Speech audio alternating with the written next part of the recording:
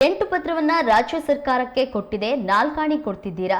ಅದಕ್ಕೆ ಹೇಳೋದು ಅನುಪಾಲನಾ ವರದಿಯನ್ನ ಮೊದಲು ತಂದು ಆಮೇಲೆ ಬಜೆಟ್ ಮಂಡನೆ ಮಾಡಬೇಕು ಅಂತ ಶಿವಮೊಗ್ಗ ಶಾಸಕ ಚನ್ನಬಸಪ್ಪ ಕಲಾಪದಲ್ಲಿ ಧ್ವನಿ ಎತ್ತಿದ್ದಾರೆ.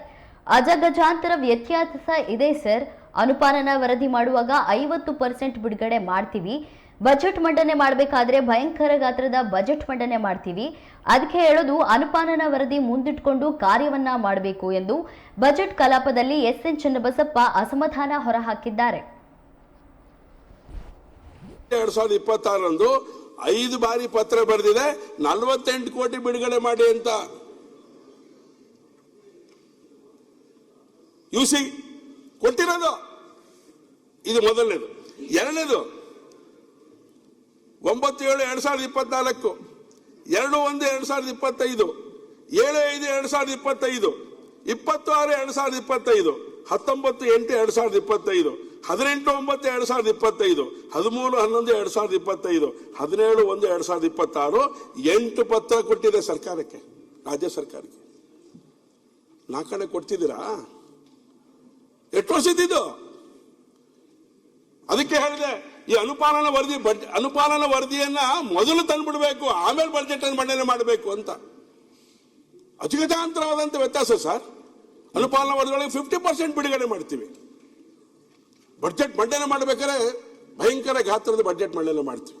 ಅದಕ್ಕೆ ಹೇಳಿದೆ, ಅನುಪಾಲನಾ ವರದಿ ಇದೆಯಲ್ಲ, ಇದಕ್ಕೆ ಸತ್ಯಕ್ಕೆ ಹತ್ತಿರವಾಗಿರುವಂತ ಅನುಪಾಲನಾ ವರದಿ ಇಟ್ಕೊಂಡು ಕಾರ್ಯವನ್ನು ಮಾಡಬೇಕು. ನೀವೇ ಕೊಟ್ಟರೆ ನಾವೇ ಯುಸಿ ಕಳಿಸಿರೋದು ಶಿವಮೊಗ್ಗ ಮಹಾನಗರ ಪಾಲಿಕೆಯಿಂದ. ಓಕೆ, ಸುಮ್ಮನೆ ಏನೇನು ಹೇಳಕ್ ಬಂದಿಲ್ಲ ಸರ್ ನಾವಿಲ್ಲಿ.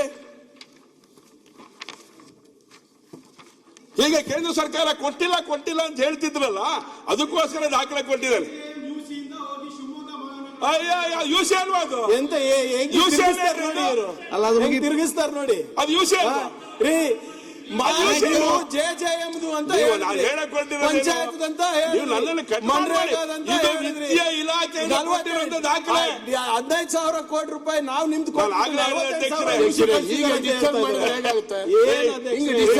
ಇಲ್ಲ. ಸ್ವಲ್ಪ ಲಾಜಿಕ್ ಆಗ ಸರ್ಕಾರ ಅವ್ರು ಹೇಳಿ ಆನ್ಸರ್ ಮಾಡೋದು ನೀವೇ ಹೇಳ್ತಾ ಇರೋದು ಸರ್. ಸರ್ಕಾರ ಅಂತಾನೆ ಜವಾಬ್ದಾರಿಯಿಂದಾನೇ ಮಾತಾಡ್ತಾ ಇರೋದು. ಮೊನ್ನೆ ಅಧ್ಯಕ್ಷರೇ, ನಾವು ವಿಷಯಕ್ಕೆ ಬರ್ತಾ ಇದ್ದಾನೆ. ಈ ನಾನು ಕೊಟ್ಟಿರೋಂಥ ಇಲೇನ್ ಮಂಡನೆ ಮಾಡಿದ್ದಾನೆ. ಫೆಬ್ರವರಿ 2026ನೇ ತಾರೀಕು ವಿತ್ತ ಸಚಿವಾಲಯ ಕೊಟ್ಟಂತ ಮಾಹಿತಿಗಳನ್ನು ನಿಮ್ಮ ಹತ್ರ ಕೊಡ್ತಾ ಇರೋದು. ಇದನ್ನ ಇಟ್ಕೊಂಡು ನಾವು ಹೇಳಿದ್ರೆ, ನೀವ್ ಏನೇ ಹೇಳಿದ್ರೆ ನಾನು ಯಾವ್ದನ್ನ ನಂಬಲಿ? ವಿತ್ತ ಸಚಿವಾಲಯ ಹೇಳಿದ್ರು ನಂಬಲು, ಖರ್ಗೆ ಹೇಳಿದ್ ನಂಬಲು ನಾನು?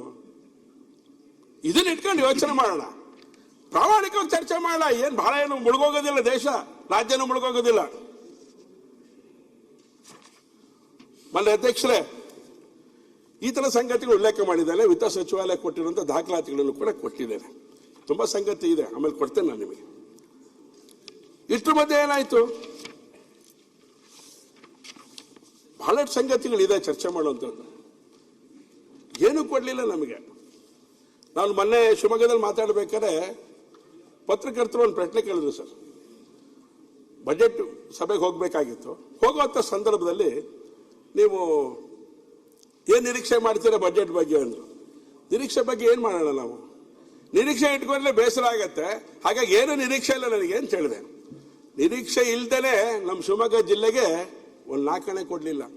ಒಂದು 3-4 ಸಂಗತಿಗಳಲ್ಲಿ ಬಿಟ್ರೆ ಏನು ಕೊಡ್ಲಿಲ್ಲ. ಏನ್ ಕೊಟ್ಟಿದ್ರೆ ಅದಕ್ಕೆ ಅಭಿನಂದನೆ ಕೂಡ ನಾನು ಸಲ್ಲಿಸಿದ್ದೆ ನಮ್ಮಲ್ಲಿ ಶಿವಮೊಗ್ಗದಲ್ಲಿ. ಹೀಗೆ ಯೋಚನೆ ಮಾಡಿರುವಂತ ಬಜೆಟ್ ಇದು. ಒಟ್ಟಾರೆ ಅಭಿವೃದ್ಧಿ ಶೂನ್ಯವಾಗಿರುವಂತಹ ಬಜೆಟ್ ಅನ್ನೋಂಥ ಸಂಗತಿಯನ್ನು ಈ ಸಂದರ್ಭದಲ್ಲಿ ನಾನು ಹೇಳಿಕ್ಕೆ ಇಷ್ಟಪಡ್ತೇನೆ. ಜಲ್ ಜೀವನ್ ಮಿಷನ್ ಬಗ್ಗೆ ಹೇಳಿದ್ರು. ಕೇಂದ್ರ ಸರ್ಕಾರ ನೀಡಬೇಕಾದಂತ 30,888 ಕೋಟಿ ಒಳಗಡೆ 11,786 ಕೋಟಿ ಕೇಂದ್ರ ಸರ್ಕಾರ ಒದಗಿಸಿದೆ.